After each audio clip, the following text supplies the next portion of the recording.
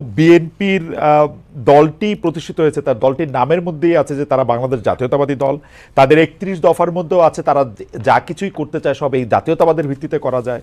তো জাতীয়তাবাদটি কি বাদ দেওয়া হয়েছে বিএনপিকে একটু চাপে রাখার জন্য, বিপদে ফেলার জন্য? ধর্মনিরপেক্ষ থেকে বাদ দেওয়া হয়েছে সংখ্যালঘুদের কথা অতভাবে চিন্তা না করেই? মানে আপনার কি মনে হয়?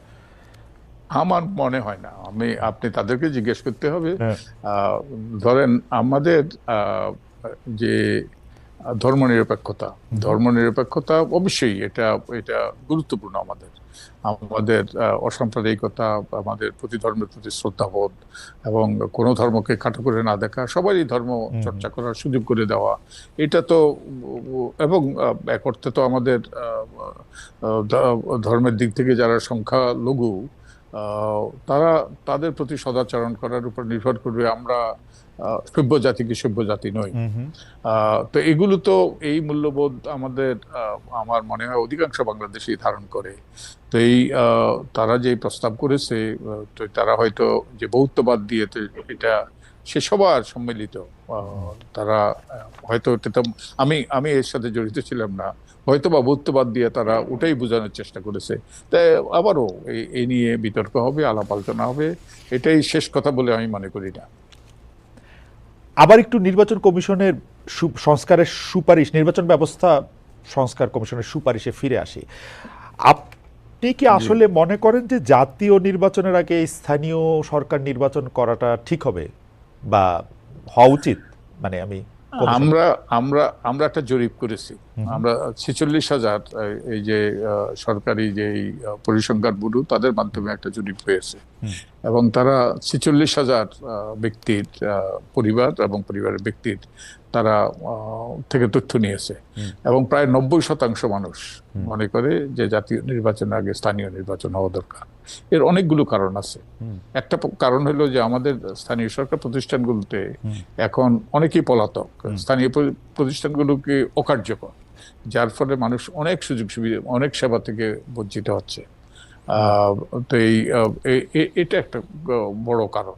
আর একটা বড় কারণ হলো যে মানুষ মনে করে যে এখন স্থানীয় সরকার নির্বাচন হলে অপেক্ষাকৃত ভালো ব্যক্তিরা নির্বাচিত হয়ে আসতে পারবে, যারা যারা যে সমাজে যে গ্রহণযোগ্য, সেই গ্রহণযোগ্যতার ভিত্তিতে জনগণ তারা নির্বাচিত হয়ে আসতে পারবে এবং এখানে দলীয় প্রভাব থাকবে না।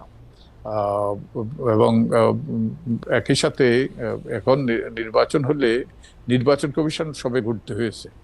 নির্বাচন কমিশনের কিছু কিছু অভিজ্ঞতা দরকার এবং এই অভিজ্ঞতা স্থানীয় নির্বাচনের মাধ্যমে তাদের তাদের এই অভিজ্ঞতা আই থিঙ্ক তারা অর্জন করতে পারে। আর আমি মনে করি যে স্থানীয় সরকার নির্বাচন সকল দলের জন্যও ভালো, কারণ ভালো লোকরা যদি নির্বাচিত হয় তাহলে কিন্তু ভবিষ্যতে যে তারা যখন ক্ষমতায় আসবে, যারা এই ক্ষমতায় আসুক, তাদের জন্য সমস্যাটা কম হবে। এবং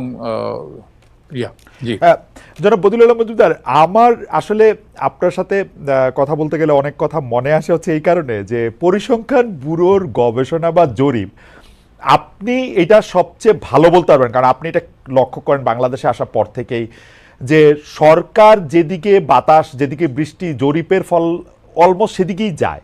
তো এইটা কি মনে হয় না যে এই সরকার আরো বেশ কিছুদিন ক্ষমতায় থাকতে চায়, তার ফলে নির্বাচন দিয়ে, জাতীয় নির্বাচন দিয়ে পরবর্তী রাজনৈতিক সরকার আসার জন্য সে কিছু টাইম বাই করতে চায়, তার মধ্যে থেকে সেটা তার একটা, আমি এটাকে কি বলবো, তার এটা লক্ষ্য বা কায়েমি উদ্দেশ্য বইলা সে এগুলি বইলা কিছু সময় নষ্ট করতে চায় এবং জরিপেও তার আমরা মানে কি বলে যে এটার এটার এটার এটার প্রতিফলন দেখতে পাচ্ছি। আপনি খালেদ, আপনি একটা অবিচার করলেন। আপনি যেটা বলার চেষ্টা করলেন আমরা প্রভাবিত হয়ে এই জরিপের ফলাফল। না, পরিসংখ্যান ব্যুরোর জরিপ হচ্ছে, পরিসংখ্যান ব্যুরো আগে বুঝতে চেষ্টা করে এখন চেয়ারে কে আছে তার মধ্যে না। আমি এখন প্রেক্ষাপট বদলে গিয়েছে। এখন আর উপর থেকে বলে দেওয়া হয় না এই ফলাফল আনতে হবে, এই তথ্য, এই স্ট্যাটিস্টিক্স কি বলে ওগুলো সৃষ্টি করতে হবে।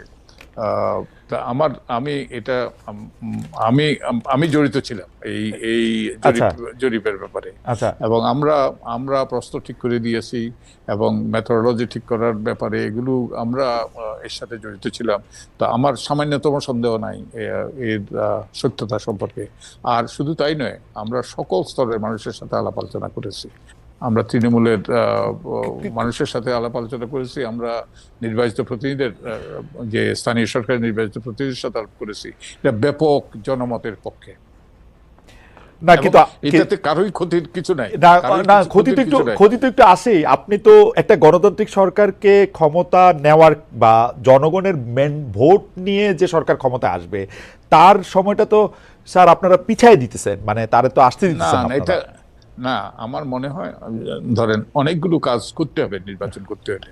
এবং এই স্থানীয় সরকার নির্বাচনগুলো যদি হয় তাহলে জাতীয় নির্বাচনের জন্য সহজ হবে। ভোটার তালিকাটা পরিচালিত হবে, তারপরে কেনাকাটা এগুলো সবগুলো আগের থেকে করা যাবে। তাই এদের প্রস্তুতিমূলক অনেকগুলো কাজ হবে এই স্থানীয় সরকার নির্বাচনে। আর স্থানীয় সরকার নির্বাচনের সাথে জাতীয় নির্বাচনের আমার মনে হয় না আগে স্থানীয় সরকার নির্বাচন হলে জাতীয় নির্বাচন ওই যে এটা পিছিয়ে যাবে। আমার মনে হয় স্থানীয় সরকার নির্বাচনের যৌক্তিকতাটা, সেই স্থানীয় সরকার কেন, স্থানীয় সরকার হলো স্থানীয় প্রতিনিধিদের মাধ্যমে স্থানীয়ভাবে সমস্যা সমাধান করা। এটা প্রিন্সিপাল আছে, সাবসিডিয়ারিটি প্রিন্সিপাল। সাবসিডিয়ারিটি প্রিন্সিপাল হলো সমস্যা যেখানে, সমাধান সেখানে। সব সমস্যা কিন্তু স্থানীয়, এবং তাই স্থানীয় সরকারের মাধ্যমেই অধিকাংশ সমস্যা সমাধান হওয়া উচিত। এবং এই প্রিন্সিপাল ব্যবহার করলে স্থানীয় সরকারগুলোকে কার্যকর হওয়া উচিত, স্থানীয় সরকারগুলোকে শক্তিশালী হওয়া দরকার, সেখানেই ক্ষমতা, দায় দায়িত্ব এবং সম্পদ বেশি যাওয়া দরকার। কিন্তু আমাদের দেশে আমরা এই যে মাথাভারী একটা পদ্ধতির সৃষ্টি করে ফেলেছি, যেটা আমাদের অগ্রগতি, আর্থসামাজিক অগ্রগতির ক্ষেত্রে বিরাট বাধা হয়ে দাঁড়িয়েছে। তাই আমাদের সর্বশক্তি নিয়োগ করা দরকার স্থানীয় সরকার। আমি আপনার সাথে শতভাগ একমত যে স্থানীয় সরকার ব্যবস্থা দিয়ে আসলে ব্রিজ, কালভার্ট, যা কিছু উন্নয়ন, যা কিছু সবকিছু করা উচিত। এমপি সাহেবদের থাকা উচিত হচ্ছে কিভাবে তারা দেশকে পলিসি দিবেন, কি করবেন সেগুলির ব্যাপারে। শুধু তাই নয়, এমপি সাহেবরা যা করে আসছিলেন এটা সম্পূর্ণ অসাংবিধানিক, একদম অসাংবিধানিক। এই যে স্থানীয় উন্নয়নে যুক্ত হওয়াটা, আমাদের হাইকোর্টের একটা রায় আছে যে বহু বছর আগে সেই আগের সরকারের বিএনপি সরকারের আমলে একটা প্রজ্ঞাপন জারি হয়েছে। প্রজ্ঞাপনের মাধ্যমে তারা জেলা মন্ত্রী পদ সৃষ্টি করেছিল। এবং জেলা মন্ত্রী পদের ওটা সৃষ্টি করার পরে আনোয়ার হোসেন মঞ্জু তিনি হাইকোর্টে একটা মামলা করেছেন যে জেলা মন্ত্রী হওয়ার কারণে আমি আমার ভান্ডারিয়া এলাকার উন্নয়নে কোনো ভূমিকা রাখতে পারছি না। তখন আমাদের হাইকোর্ট থেকে একটা রায় হয়েছে, মন্ত্রী, এমপি এদের কারোরই স্থানীয় উন্নয়নে যুক্ত হওয়াটা সংবিধানের সাথে সংগতিপূর্ণ না, সংবিধান লঙ্ঘন।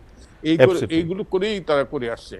তাই আমাদের সর্বশক্তি নিয়োগ করতে হবে স্থানীয় সরকার ব্যবস্থাকে শক্তিশালী করা। এবং স্থানীয় সরকার ব্যবস্থাতে আমরা যেটা করেছি, আরেকটা যে আমরা দূরীকরণ করে ফেলেছি, যার ফলে চরম এগুলো কুলুষিত হয়ে গিয়েছে এবং এই ভালো লোকরা নির্বাচনে আসতে পারে না।